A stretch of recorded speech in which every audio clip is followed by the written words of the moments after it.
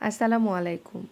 সময় কত দ্রুত চলে যায়, তাই না? মাত্র ৬ বছর আগেও কেকের ফিনিশিং দিতে আমার সময় লেগে যেত ০.৫ ঘন্টা ১ ঘন্টা।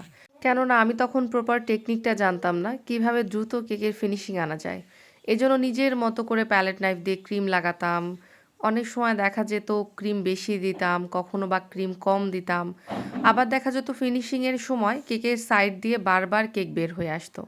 মানে বারবার ক্রিম দেয়া লাগতো। এই যে বিরক্ততার মাঝে অনেক সময় কি করতাম, পুরো ফিনিশিং না দিয়েই ডেকোরেশন করে ফেলতাম। মনের মধ্যে সেই শান্তিটা কিন্তু পেতাম না, কেননা ফিনিশিং যদি পারফেক্ট হয় সেই কেকটা আর ফিনিশিং যদি কাঁচা থাকে সেই কেকটা দেখতে আকাশ জমিন তফাৎ। একটা পারফেক্ট ফিনিশিংয়ের কেক দেখলে মনটা এমনিতেই ভরে যাবে। একটা পারফেক্ট ফিনিশিং কেকের উপরে যদি আপনারা কোনো ডেকোরেশনও না করেন, জাস্ট দু একটা সুগার বল, দু একটা বাটারফ্লাই যদি লাগিয়ে দেন বা এমনিতেও যদি কেকটা রেখে দেন, তারপরেও দেখতে সুন্দর। বা কিছু আর্টিফিশিয়াল ফ্লাওয়ার বা কিছু রিয়েল ফ্লাওয়ার লাগিয়ে দিলেন, এরপরও দেখবেন অনেক সুন্দর লাগবে। কিন্তু আলহামদুলিল্লাহ এই ৬-৭ বছর নিজের মতো করে এত বেশি কেক বানানো হয়েছে, ডেলিভারির এত কাজ করা হয়েছে, আমি নিজেও জানি না যে এ পর্যন্ত আমি কতগুলো কেক বানিয়েছি। প্রথমের দিকে আমি কাউন্ট করতাম যে আমি এত নাম্বার কেক বানিয়েছি, এত নাম্বার কেক বানিয়েছি। কিন্তু আশেপাশের কিছু মানুষকে দেখলাম যে তারা আমার কেক মানে এতগুলো ডেলিভারি হচ্ছে এটা দেখে কারো একটু ঈর্ষা হচ্ছে। হয় না যে আমরা তো বুঝতে পারি কে কি বলছে না বলছে আমাদেরকে নিয়ে। দেখা যায় যাদের কাছে বলে তারা আবার এসে বলে দেয়।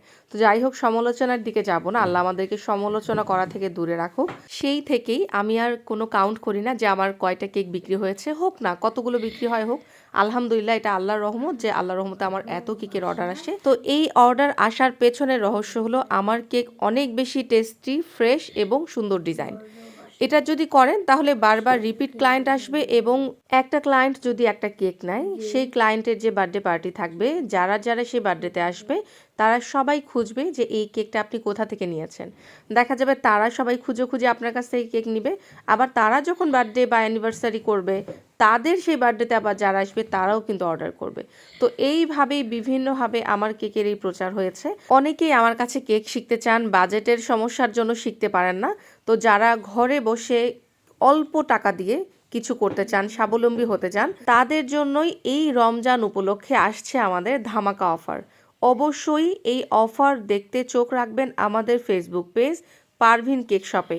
আমাদের সব অনলাইন ক্লাসের উপর চলবে অনেক বড় ডিসকাউন্ট। আমরা খুব দ্রুত পোস্ট দিয়ে দিব। তো যারা এই অনলাইন ক্লাস করতে চান অবশ্যই মেসেজ দিয়ে রাখবেন আমাদের ফেসবুক পেজ পারভিন কেক শপে।